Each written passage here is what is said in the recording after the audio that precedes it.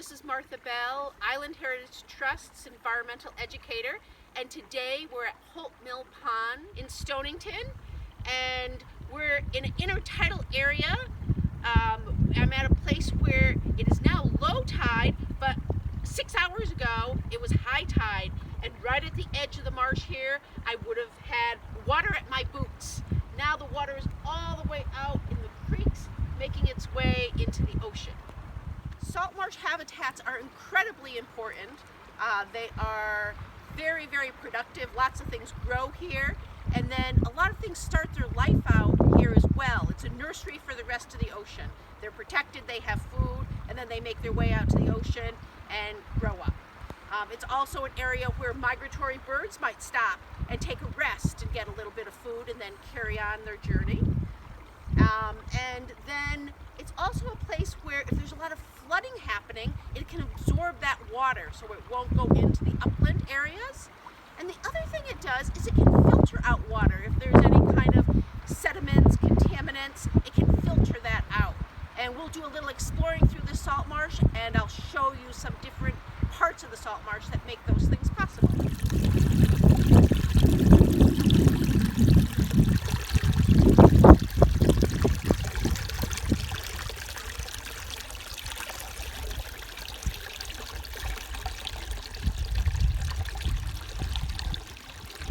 Here we are at the edge of the creek, and although it's early spring, there's evidence of the dominant grasses of the salt marsh. We have Spartina alterniflora and Spartina patens. This is sometimes known as cordgrass, and it's really tall and it gets its roots wet with salt water all the time. Spartina patens is a little more wispy, and oftentimes you'll see it as waves in the wind. So this cordgrass is incredibly important. It grows, it makes a very productive environment, and as it grows, it has rhizomes that are way down into the peat, and that will hold sediments in there, and it will also build up year after year of vegetation. And one way we can figure out what's going on underneath is with a core. So I'm going to take a core and core down into the peat. I have the core right here. I'm going to put it down into the peat, and I'm going to see how it feels to go back and forth. Can I get down? Am I going to hit any rocks? Or does it go down easily? Oh, it went right down.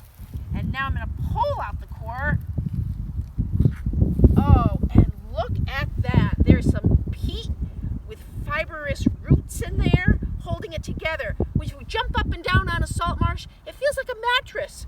These are like the coils of a mattress that help make it really spongy. This is nutrient-rich material, and this is what holds these peat banks together so the tide can come in and out. I have now made my way down into one of the creeks, and here you can see the Spartina grass growing. This is this year's growth. Has still a long ways to go, but we'll be back to see that grow in a month or two.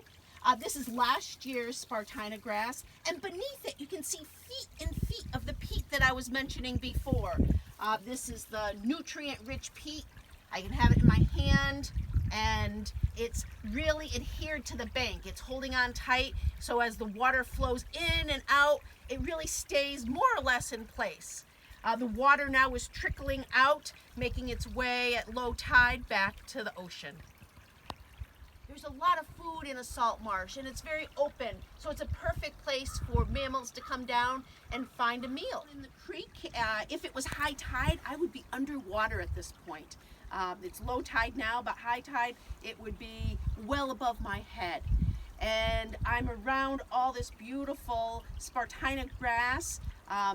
Gets its energy from the sun. It grows at a very rapid rate, and it provides habitat for things like crabs and snails and shrimp and clams, and from that you'll have other things visit like the osprey and the larger fish. So this is a very vital habitat for all different kinds of animals.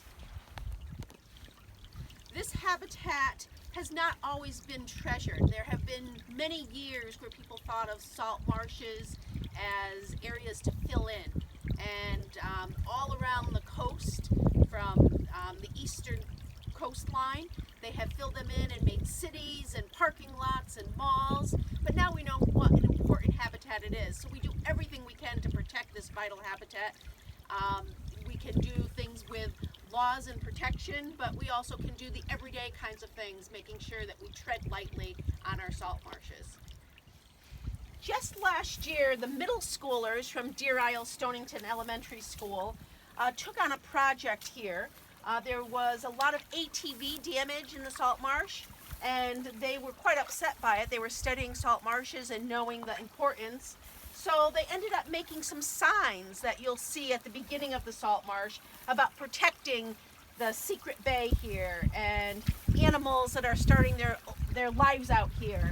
And they learned to appreciate an environment that they knew very little about in the beginning, and now they will do anything they can to protect it. It's so exciting to be here at the salt marsh, and the possibilities of the season ahead are just amazing. I'm thinking about the cordgrass and the salt meadow hay and blowing in the wind and all the animals that are in the creeks and the young that are starting their life out here.